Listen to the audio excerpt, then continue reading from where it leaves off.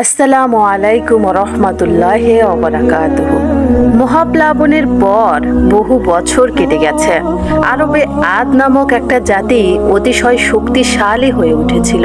তারা খোদাকে মানত না, ইচ্ছা মতো যা খুশি তাই করত।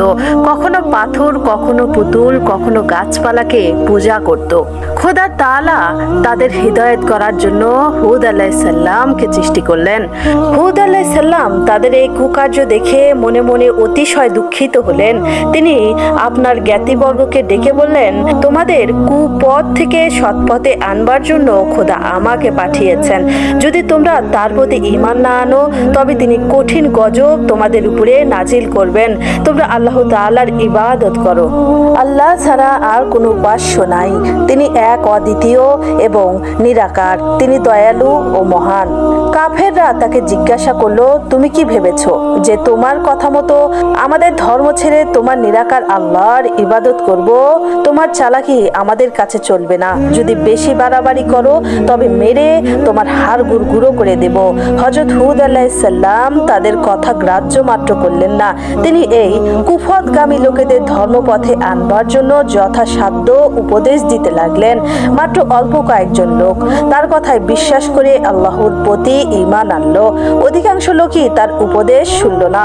অবহেলা ভরে বলল, হুদ, তুমি তো আমাদের মতো মানুষ ছাড়া আর কিছুই নও। বড় বড় বক্তৃতা করে আমাদের মধ্যে সম্মান লাভ করতে চাও, এই তো তোমার উদ্দেশ্য।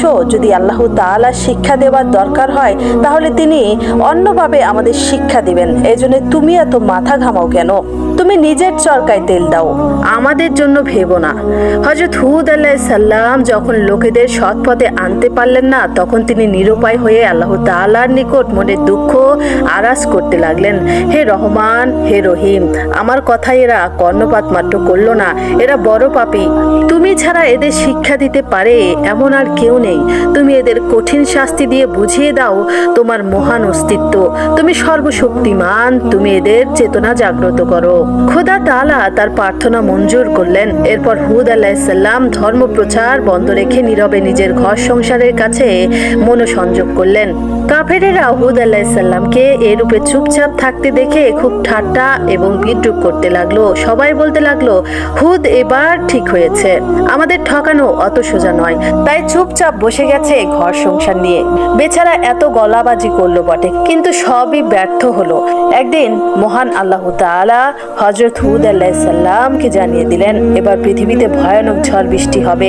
তুমি তোমার অনুচর বর্গদের নিয়ে একটি নিরাপদ স্থানে আশ্রয় গ্রহণ করো। খোদার আদেশ পেয়ে হুদ আলাইহিস সালাম আত্মীয় পরিজনদের নিয়ে একটি গহ্বরে গিয়ে লুকালেন। অতঃপর ভীষণ ঝড় ও শিলাবৃষ্টি আরম্ভ হলো।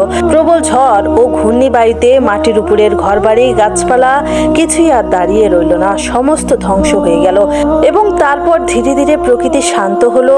তখন দেখা গেল আদ জাতির লোকেদের ঘরবাড়ির চিহ্ন মাত্র নেই এবং তারাও সব অংশে ধ্বংসপ্রাপ্ত হয়েছে। এর থেকে বোঝা যায় মহান আল্লাহ তাআলা পাপীদেরকে এইভাবে শাস্তি প্রদান করে থাকেন।